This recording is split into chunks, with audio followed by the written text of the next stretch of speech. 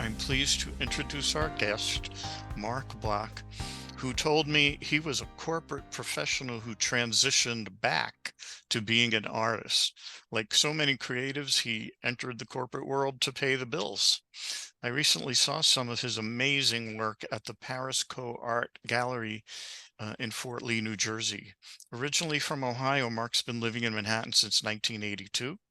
His archive of mail, network, and communication art is part of the Downtown Collection at Fales Library of New York University, and his work appears at the library of the Museum of Modern Art. So, Mark, tell me, when did you first become interested in art?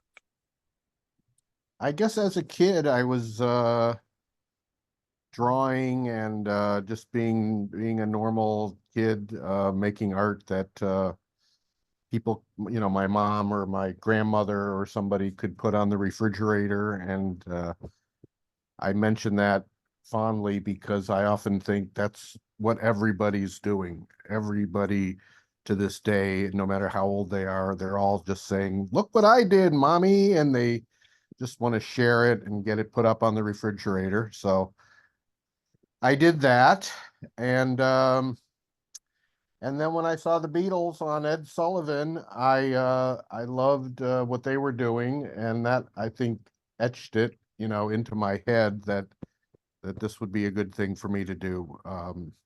I mean, they started out being, I didn't know it at the time, but they were being commercial and silly and saying yeah, yeah, yeah, and all that. But they eventually became very experimental. So what interested me later about the Beatles was the way um, they juxtaposed experimentation with commerce. They were incredibly successful and incredibly experimental. So I really loved that. And I also love when they were young, the way they talked about money, like send us your money right now, that kind of thing. And they had no problem with that, So yeah. Wow. So they are kind of like an example of a direction to go in. Uh, Yeah, and I actually that, went for the money. I went for the art piece, but I never really got the money piece personally. But mhm. I don't know why. I tried lots of things like having a paper route and selling donuts and light bulbs and raffle tickets, and they were all disasters. I had a paper Ah, route that was a disaster, and so I never got the money part, but I got the art part. so you were a struggling entrepreneur, and and in college, I think you mentioned things might have changed then. What what things did you study in college, and then what was your path after that? Was it what you expected? Um, well, I started out. I think I actually did the first few weeks of college. I was trying to be practical, so I was an architect major for a while, and I was a journalism major. I did a little bit of journalism in junior high school. Uh, but I wanted to live in this art dorm. I didn't like the dorm situation, and there was this art dorm I heard about. You had to be an art major, so I switched my major to art, and it was also co-ed, and all the other dorms were not co-ed. Mm. So I wanted to live there, and that totally changed my life. I lived with a bunch of artists and had a lot of fun, and a lot of those people are still my friends. It became like my base of friends and networking, back then. So Wow, it was like big exposure to the art world.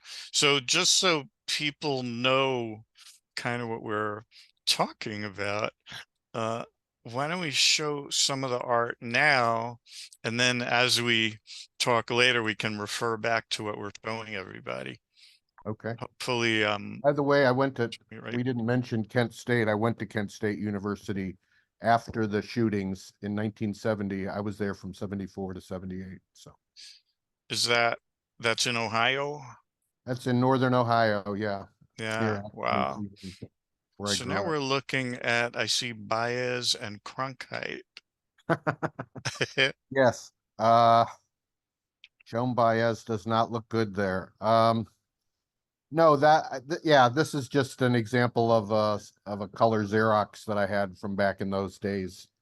And yeah, it's what I ended up doing later. It says PAN, stands for Postal Art Network, and I talk about that a little later in the slides. But this is just to give an example of sort of what I was interested in. I was studying painting and drawing, and even that, like I say that I switched from practical stuff like architecture and journalism to art, but even the art program did not was not doing it for me. I thought there must be more to life than this. And so I was doing stuff like this.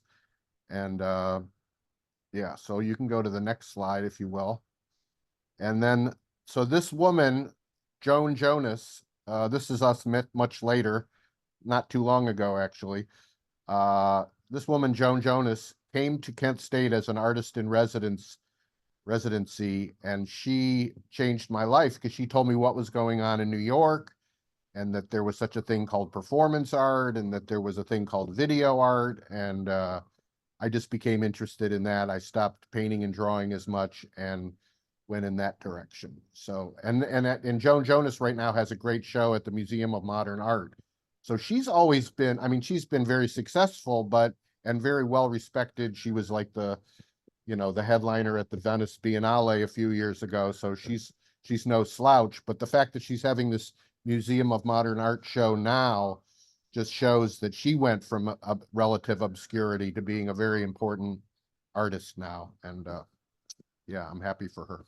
Yeah, and it looks like it's her life's work, because if you find your life's work, you'll be doing it till you can't do it anymore. You know what I mean? Like whatever age you are, you're still going to be doing it. That's right. Yeah. And Yeah. it's a blessing that artists and writers don't have to necessarily retire and stop doing their work in their 50s or their 60s, like some people do their best work in their 70s, 80s, 90s, whatever. You never have to stop making art. So, and Yeah. speaking of making art, this is me at Kent State after I heard about performance art. That's the history of art by H.W. Jansen sitting on a toilet seat. And we basically lit it on fire. And oh boy, I could say a lot about this image, but suffice to say, we were young, rebellious, and exploring culture. We were fighting against what we called the oppressive powers of the modern disco technology.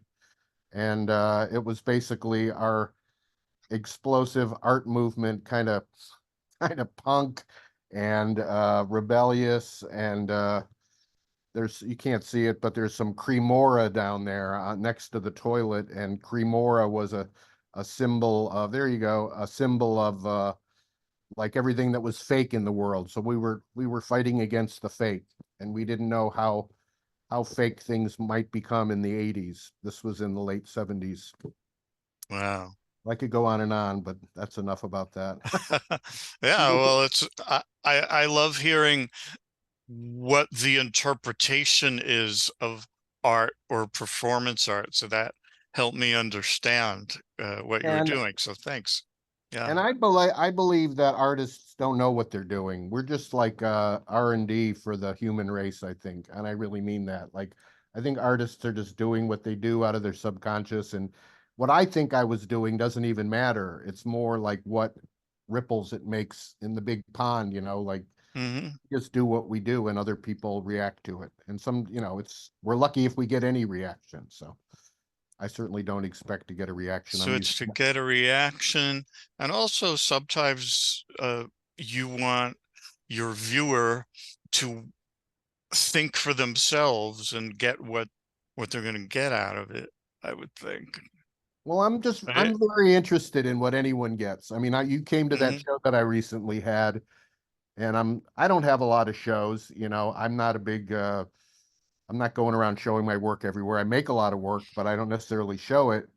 But so I'm at this show and I'm watching this guy look at my work, and I was just getting such a thrill out of it because I like watching people look at my work. You know, it's exciting for me just to take it to another dimension. I know what I think of it, but I want to see other people, you know, looking at it. Hmm. I want to share it with others. These And look like you that's me, with a painted lot of hair.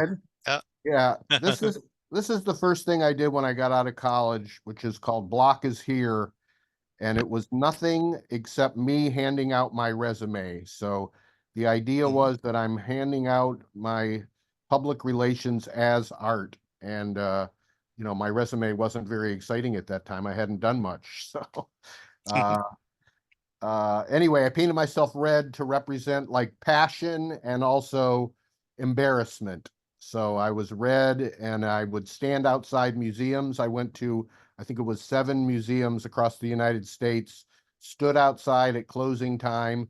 And when people would start coming out of the museum, I would just stand there and hand them my flyer and sometimes talk to them. And then I wrote it up and it was in this magazine called High Performance Magazine. And I'm very proud of that picture on the bottom lowest one, because it was taken by a cop in Cleveland. It was the Cleveland police force, you know, came to see what I was doing. And I handed him my camera and asked him to take a picture of me handing him the flyer. So he did. Wow. Audience Maybe participation. they thought you were subversive. Well, I'm sure Subversive. they did, but I was harmless and subversive. Yeah. Uh, this is I could go on and on about this one too. I can go on and on about everything, but this is me trying to calm the crowd down when they erupted after a performance that I did on the beach. I moved to California. I lived in Laguna Beach, California, Hmm. and I later will talk about mail art, something I started to do where it was early social networking. We set up, Mail, not Male. And correct. in the And, chat, we have a question. oh yeah, Jenny wrote, and Bloch is still here. that's right. Yeah, before I was just, yeah, I was here and I'm still here. You know, there was this, what was that woman's name? Ash, oh, I can't think of her name. The one, there were 2 sisters, and one of them was on Saturday Night Live and got in trouble for lip syncing. And anyway, she made an album called I Am Me. And one time I had a profound moment when I'm standing in the New York City subway system where I saw this big poster and it said her name, whatever it was, Ashley something, and then it said Ashley Simpson, Danny wrote. Ashley Simpson. There you go. And it said, I am me. And I'm looking at this thing. I was older then. I was 35, 40, 45. I don't know. And I thought, this is what 20-year-olds and 19-year-olds have to say to the world. I am me. And all I could say at that age was, Block is here, you know. So that's the job of the young people. That's why it was so awesome for the Beatles to say, she loves you, yeah, yeah, yeah. But then when they got a little older, they started saying deeper things. So this is the path of the artist. But anyway, All this right. was me doing a performance where I met people in Laguna Beach who were my mail art correspondents. So here we have a little thing about PAN, PAN, which became my name, Postal Art Network. I was in a network. We were sending art through the mail. It was really social networking through the mail. And we can call it that now. Back then, we didn't know what we were. I mean, it was hard to describe to people because they didn't understand it. My mother used to say, why would you want to send something to a stranger? But now, you know, we know why, because it's fun. It's good to interact with strangers. It's good to communicate across international boundaries and all kinds of boundaries. And so anyway, I called myself PAN, not really knowing about the Greek god of fields, forests, and flocks. And the upper left there, that's me in Greece, down in some I can't remember where it was, but I was in I'm glad that I was in Greece among the ruins, and I dressed up like Pan. So I used to dress up like Pan and yeah, play the pan flute, and he's the god of fields, forests, and flocks. Also madness, nightmares, masturbation, fornication, And so I think those things are why he was later sort of thought to be the devil, but he was actually just into the sort of subliminal world of human beings. And was he Greek or Pan was a Greek god, yeah. he And then was? Okay. in Rome they called him Faunus, Mhm. and then he was a satyr, half man and half goat. But I didn't know any of this. I just called myself Postal Art Network, PAN, and the next thing you know, people start sending me stuff about Pan in the mail, and I start researching it, and it turned into this whole thing.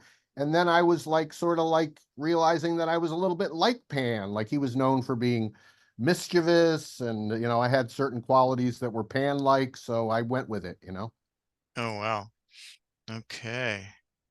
This is This a was little small, but hopefully people can see it. Well, I combined a few images here, and on all these slides, I tried to like put a few thoughts together to make a point, which here we're just looking at what mail art was. Like at the top, the whole top half is a mail art show that a guy by the name of Gunter Ruch in Switzerland did, where he invited people to participate, and I'm one of these people that are listed there. And so those are all the people that sent things on his theme of P sound, and he explains what that is.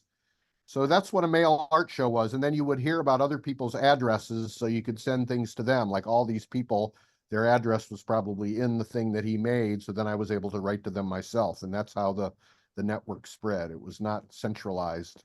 Not It was less centralized even than the internet is now. Mhm. You had to find out about it through word of mouth. And then down at the bottom, these are the one on the left is me and two Japanese guys. The guy who I wrote on his head, he liked people to like my thing was pan, but other people have their own thing. So his thing was he called it networking on the head, and he would do stuff with his head. He would have people project images on his head. I wrote Pan Japan on his head because he's Japanese. And so those two guys are Japanese, and they came visiting from Osaka, and the guy in the middle is actually he's passed away now, but he's Shozo Shimamoto, who was a very important Gutai artist in the 1950s, and he gravitated to mail art as I did. And anyway, so that's I just showing that there was a lot of meeting people, meeting artists. They would visit, I would visit them, and then on the right is a magazine that I made, and yeah, I would just send it out. It was called Pan Mag, and I'm still publishing it a little bit less, but I still do it, and it's just my way of reaching out to the world. So the journalism courses came in handy. I guess so. I guess so. I broke every rule. This is one of my favorite things I ever did. It was in Villorba, Italy. That's me in the middle with I'm half painted white. Well, I was going to say half white and half black, but that's not true. I'm half white and then half tan. So, yeah, it was just a performance. I could go into detail, but suffice to say, it was a beautiful sunny day in Italy, and all these people either participated in the performance or watched it, and they're all screaming "Bravissimo!" And it was just one of the highlights of my life. It was really, really beautiful, and so I would do these pan performances in other lands, in the United States, in galleries, wherever I could, for Well, friends. yeah, Michael wants to know if you I'm not sure if I got the name right because it's cut off, but might you revive your Godpan performance? Do you still have the costume? Why don't you do it again? Aha.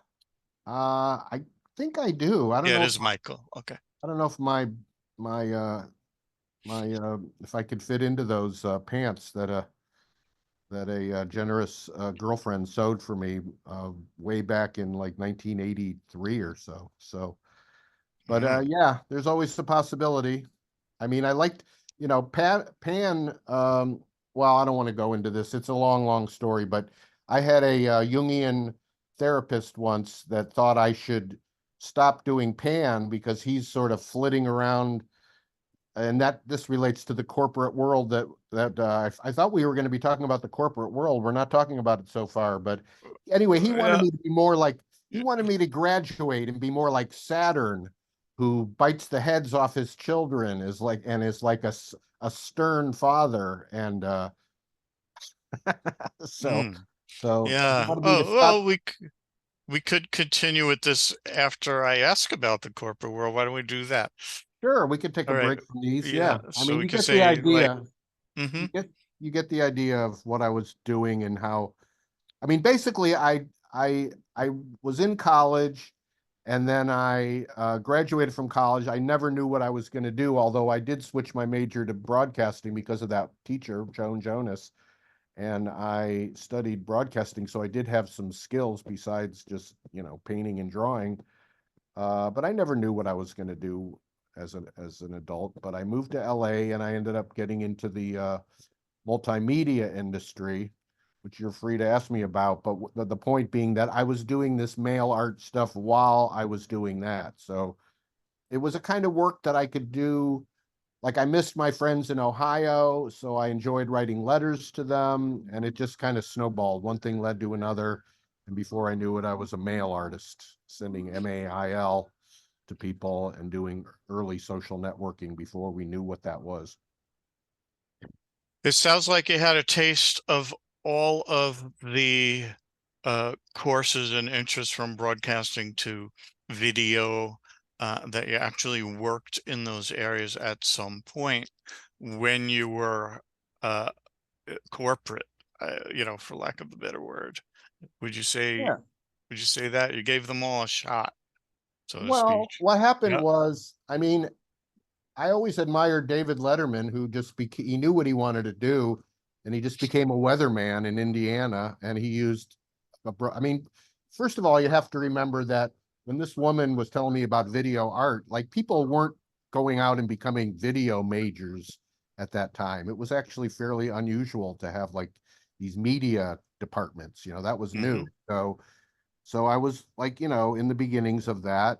Uh, and I did study, how to be a weatherman and all the different things they taught you in the college. But yeah, I didn't know what I was going to do with it. I don't think I ever really wanted to be I can see why David Letterman did what he did, by the way, I see why he did that. He took that route because eventually he was probably not a great weatherman, but he did eventually get where he wanted to go. Whereas I was like impatient. So I was like, I wanted to go right for the video art. And I was a disc jockey also because I was in broadcasting. So I was studying radio also. And basically, my first corporate job was I went to a place to be a voiceover guy because I thought because of my radio experience, I could be like a narrator. And they said, well, you can't really be a narrator. We hire professional narrators, but you could be a producer. Do you want to be like start as a production assistant? So I became a production assistant at an audiovisual company making slideshows for corporate clients. And this is like what PowerPoint ended up becoming, but this was before PowerPoint. We made Yeah, with the slideshows. actual carousels. Yeah. Yep. Yeah. And I did that for 10 years. And I never really studied art or graphic design. I mean, I did study fine art, but I never studied like graphic design. But I used to work with artists at this company. And at one point, this annoying art guy came in, and I told my boss, I could do what he does. And he said, he wouldn't let me. But then at one point, when he was frustrated one day with what was going on, he said, you think you can do what he does? Good.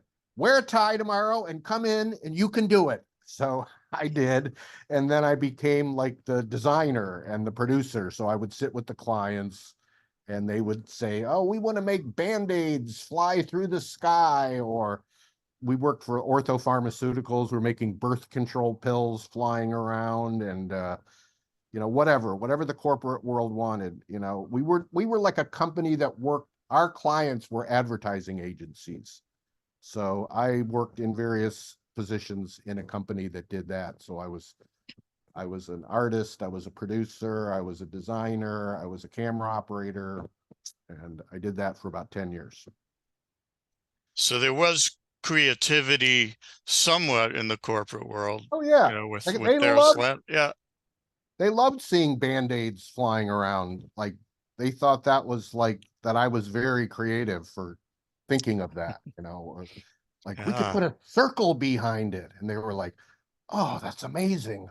Put a circle behind it. Yeah, good idea. And so, I don't want to make it sound ridiculous, but it felt kind of ridiculous. And you know what? A Hmm. lot of the Hmm. technology that we used, like, how they have like animated GIFs now, we Hmm. were doing stuff like that. Like when you put those slideshows together, the images would move in a very choppy way, and it looked like animated GIFs look now. It's like Wow. now they look sort of retro, but we were not, we were like state of the art back then. So I'm making band-aids fly around, and these guys are like, product, what do you call it? Product representatives or whatever, product managers. They would go play golf in like the Virgin Islands and watch these slideshows and just get up and cheer, scream that their product was, flying through the air, with the earth behind it, and whatever. That was my life for 10 years. And Wow. I didn't particularly love it. I wanted to be making films if I was going to be doing it. I was like in a sub world of the film industry, Hmm. but yeah, it was fine. I got used to it, and then eventually, thank God, I was able to switch to print communications. So that happened next. Okay. So then print was part of the art world, or even more, because you mentioned you were working at Rolling Stone, ABC News, New Yeah, well, York Times. Yeah. actually, what's interesting about that was that towards the end of that slideshow stuff, that's when computers started to come into play.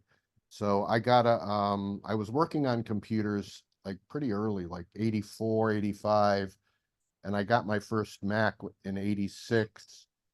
And so when I did get a gig doing a magazine, well, I eventually got a job at Rolling Stone. So by the Hmm. time I was doing that, I thought that I was going to be, Jan Wenner's savior. They were doing everything so primitively back then, not just Rolling Hmm. Stone, but everybody. We all know, anyone who's born before, I don't know what, 1965 can still remember we were putting wax on paper to glue it down and Hmm.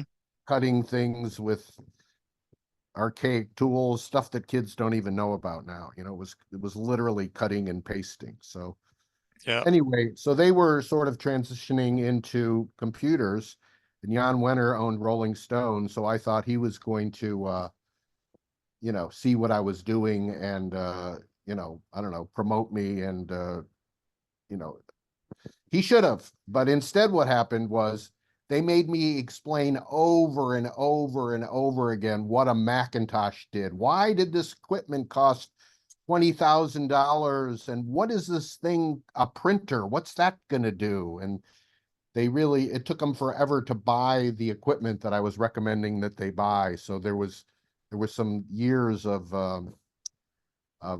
struggle there. I don't know how to explain it, but it was Yeah. got sticky. Struggling with modernity. So did you ever become disillusioned with the corporate world? Yeah, I think that's what I'm saying is that I had a lot of ideas about. See, that's just it. I never thought that the computer. I knew the computer world was coming. Hmm. I actually switched from doing mail art to doing computer networking before there were pictures on the internet. We would have these Hmm. these things called bulletin boards where you would communicate like we do now, but there weren't any pictures. And we all knew that the future was going to be all about computers. But my problem in my naivete, I thought it was all going to be creative. It never occurred to me to try to make money from this stuff.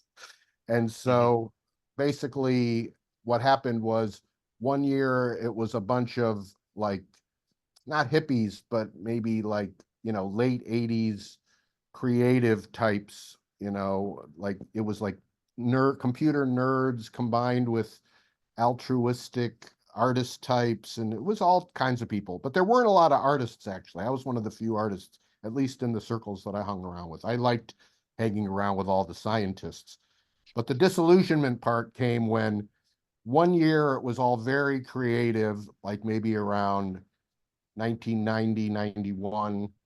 And then in 92, it was these things called cyber suds, where it was like all the guys with the suits appeared and they were all selling mouse pads and t-shirts that said whatever, cyber, whatever, you know what I mean? It all got taken over by money. And like a fool, it still was not occurring to me, try to make money from these people. I was just interested in how creative it was all going to be. Wow. So what was your biggest challenge in leaving the corporate world and pursuing art full time?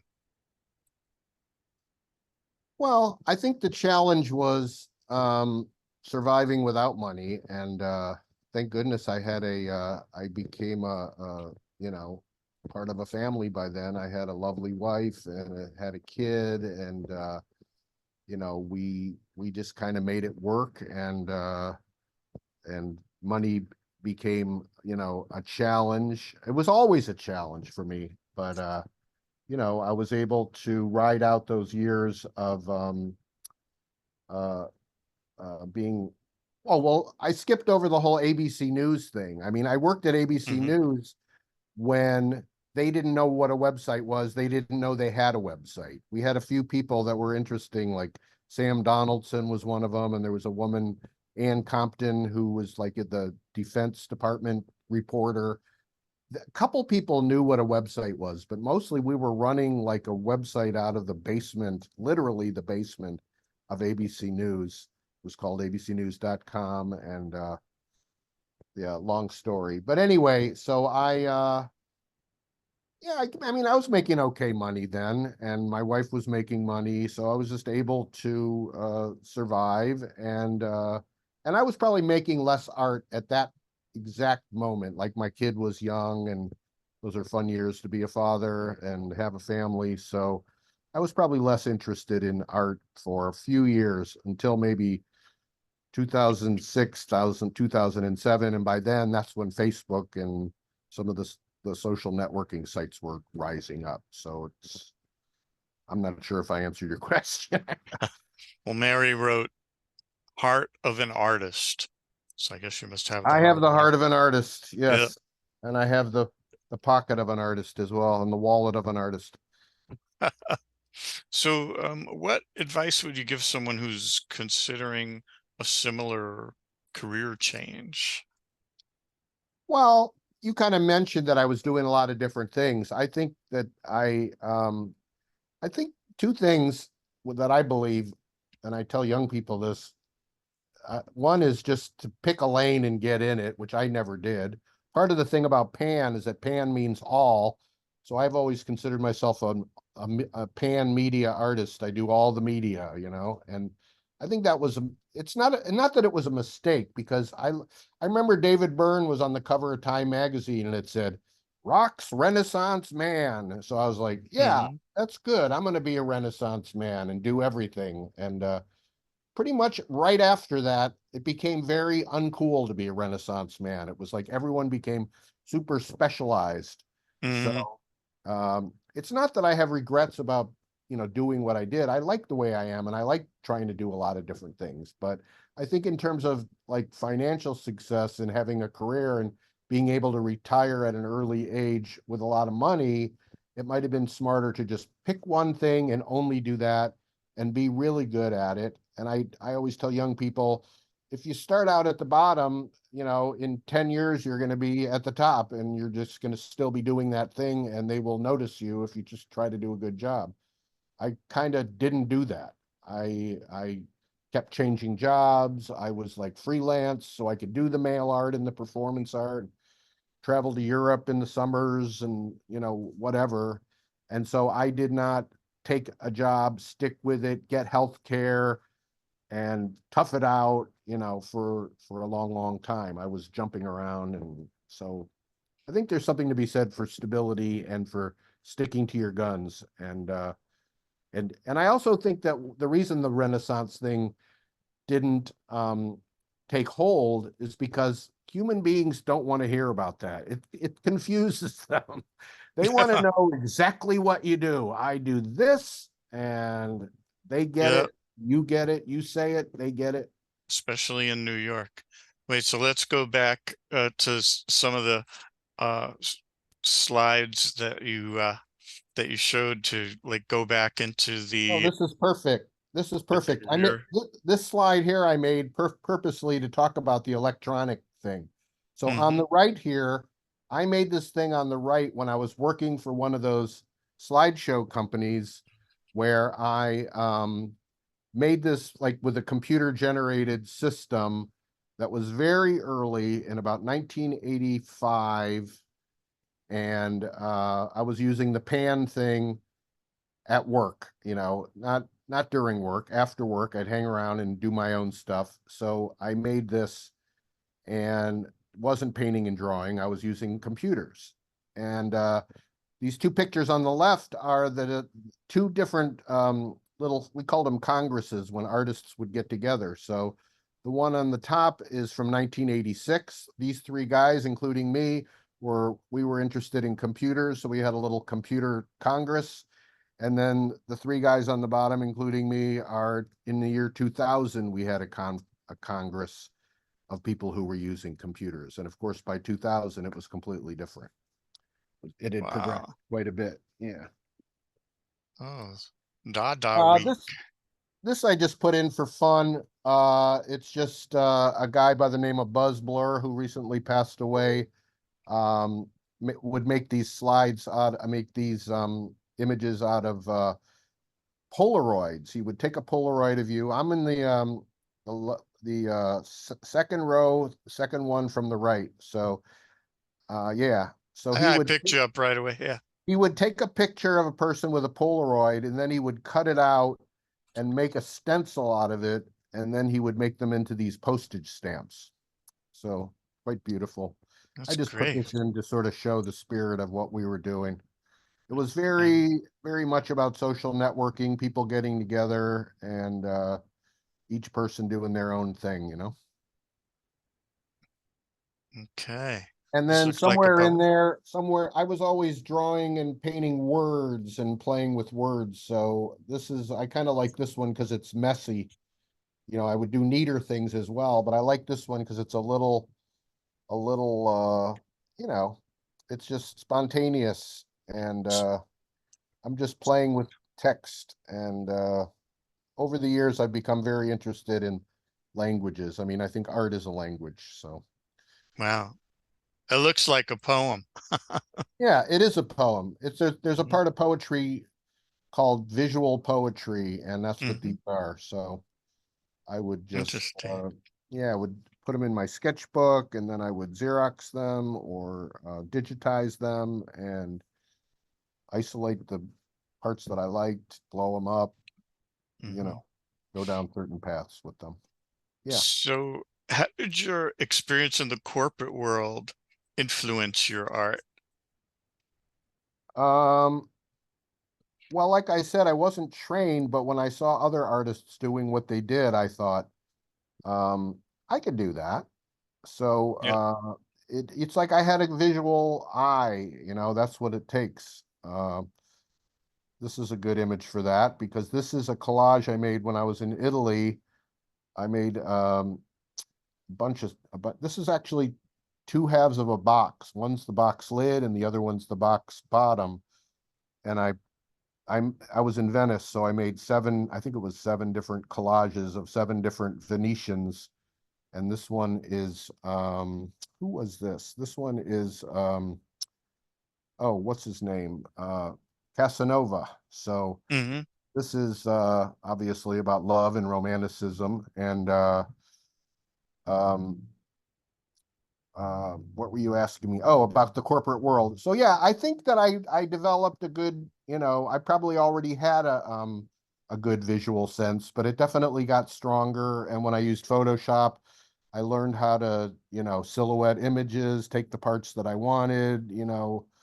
Um, I was always interested in collage and putting things together from different places. And yeah, so I used all that stuff to make these corporate slideshows and to make, information graphics at ABC News. I became the guy at ABC News who did all the maps. That was a position I eventually sort of went the furthest with. I became the map guy. So every time there was like Wow. a school shooting, I can tell this story really quick because I'm proud of it.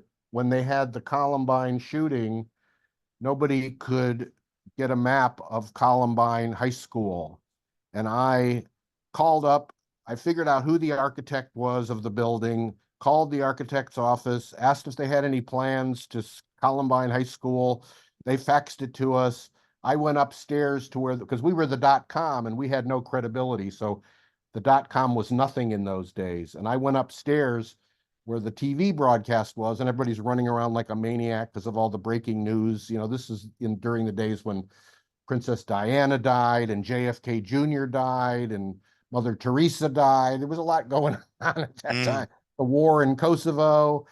And I went up there with this map of Columbine, and they wouldn't talk. Mark, we're talking. We're having a meeting. And then I finally got through to them. I was like, I have the map of Columbine. And they were like, what? And they freaked out. And, I got promoted, and, it was like .com came of age that day, I felt like, because I was enterprising enough to get this map. But anyway, the point being that I used my visual skills, and I guess in that case, my, other skills to work my way through the corporate world, do what it takes. I mean, I think that creative people can do well in a corporate environment, and I think they can also shoot themselves in the foot. It just depends. Okay.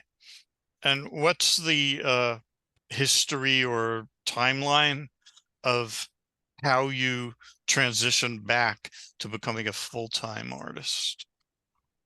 Well, it was really, I'd like to say it was like planned on my part, but really what happened was I just was finding it so hard to get a job. When I worked at ABC News, and when I worked at the New York Times at one point, I got hired to work in their very first digital enterprise. It may not have been the very first because they had so many starts and stops, like, oh, we think digital is going to be this.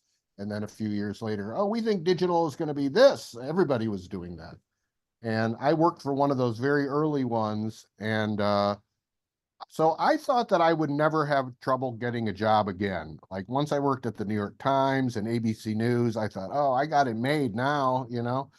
And that was not the case. Very shortly thereafter, like the technology started to catch up with me, and I realized there were young people that could do things that I didn't really want to do. Like everybody was using Flash, which Hmm. a program, and it's like from one year to another, you never knew what was going to be the dominant technology. If the shit that you, pardon me, if the stuff that you were learning was going to be relevant the next year. And at a certain point, I stopped.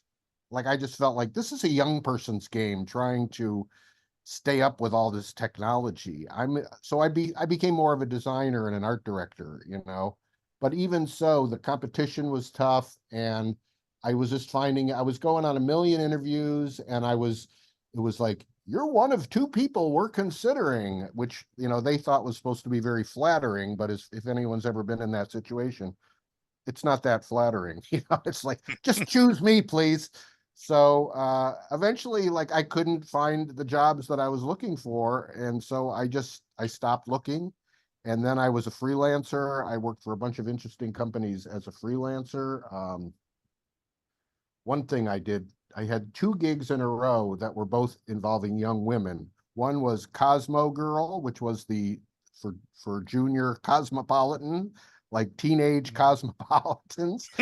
And then after that, I worked for the Girl Scouts of the USA. So I had those two jobs, which was just a coincidence, but it was really interesting because actually talk about, the corporate world, giving me a resentment or whatever. Like Cosmo Girl especially was like teaching women to buy makeup and just be tools of, the capitalist society. And Hmm. there was nothing of value at that time. I mean, now we see what social media is doing to young women, and back then I was seeing that start to happen where they were just training the women in culturally in ways that I wasn't in favor of. But anyway, I had lots of freelance gigs, and it just slowly became harder and harder to get a job. And I always wanted to be an artist anyway, and I was an artist. And so eventually I just started to let go of it. I started to think like, this doesn't seem to be in the cards for me to keep banging my head against this wall. So I just I learned other things. I did, it's not like I stopped learning or being interested in learning. I love learning, but I eventually learned how to get things on Amazon. So I would do that for people as a freelancer. I would design books or whatever. I tried to keep my skills, my irons in the fire, but became less interested in having a full-time corporate job. Yeah. So wait, let's go through some of the chat. It's mostly comments, not questions. So after Mary wrote Heart of an Artist, Danny wrote Art of a Heartist.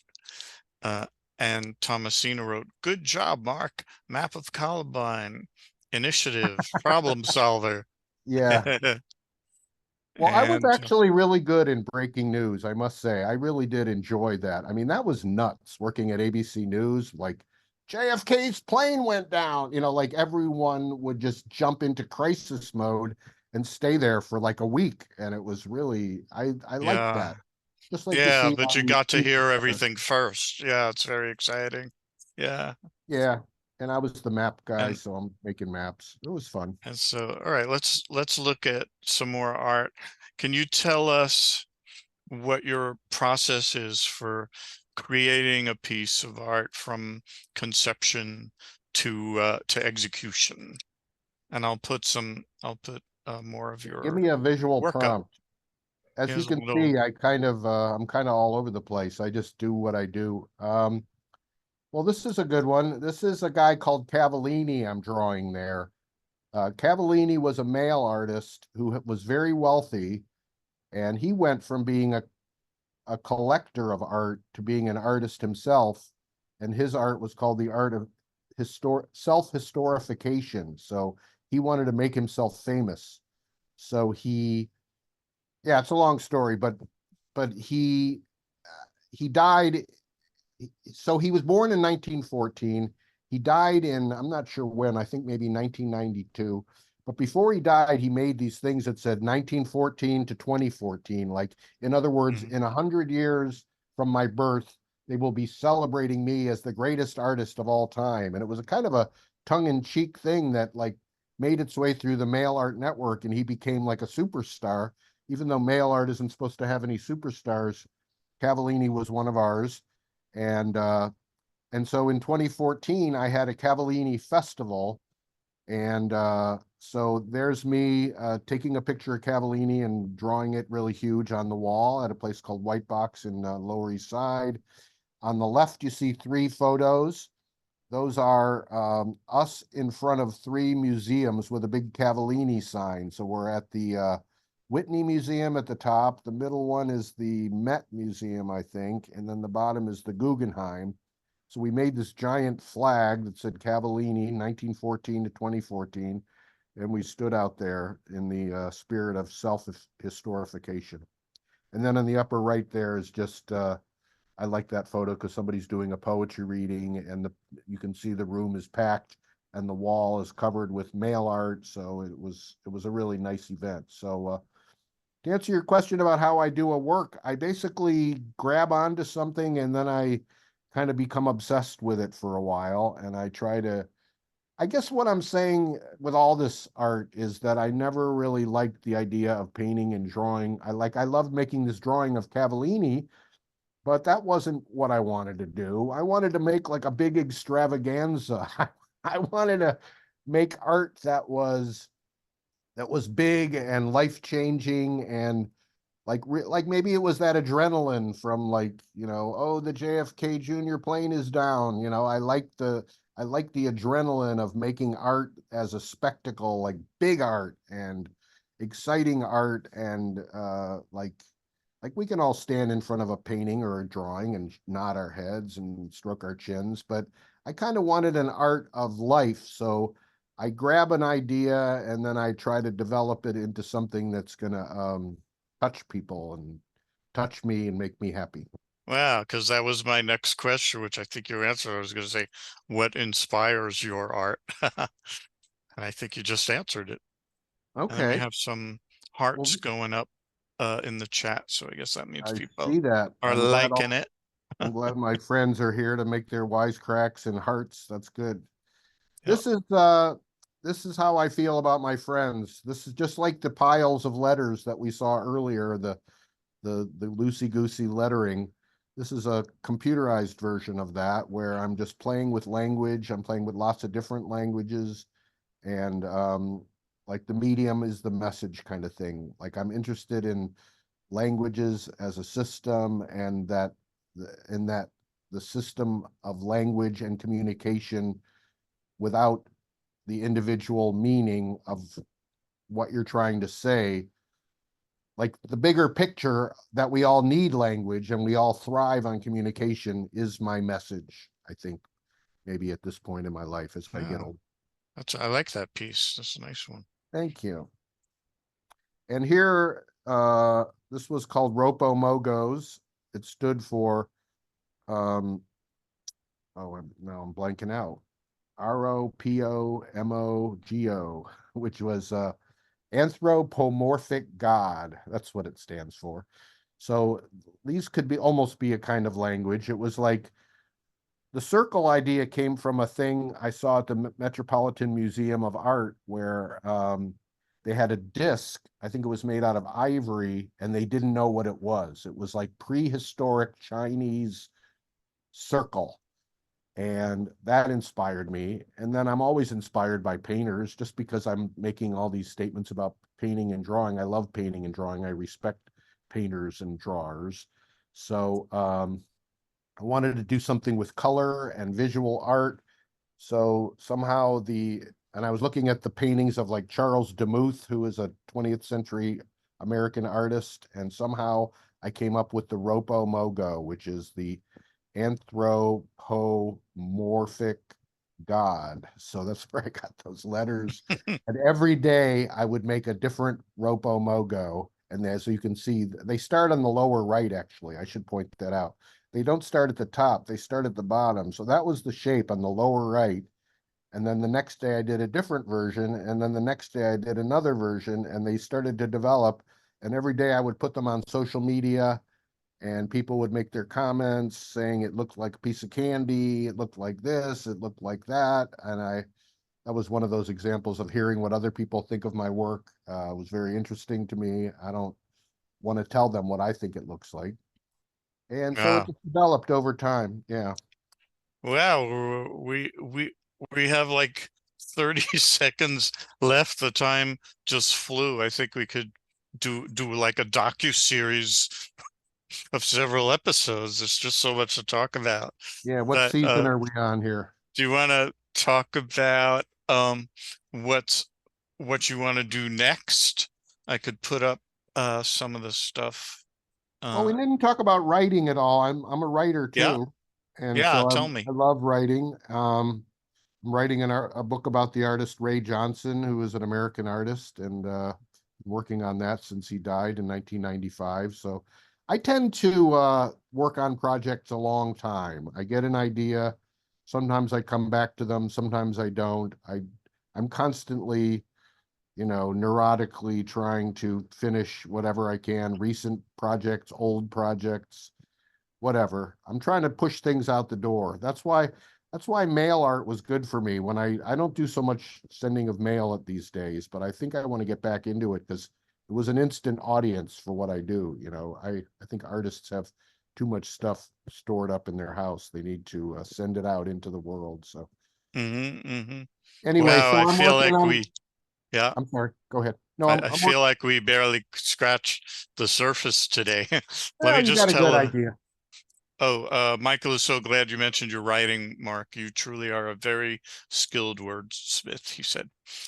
So, I think ladies and just gentlemen, if I can just yeah, say that the writing, what I was saying about the adrenaline and creating an art experience, that's jumping off the canvas and jumping off the wall into people's lives. I think writing started to become important to me because I realized that was like a direct way of reaching into people's lives, like not just dealing with images, but dealing with words. Mm-hmm.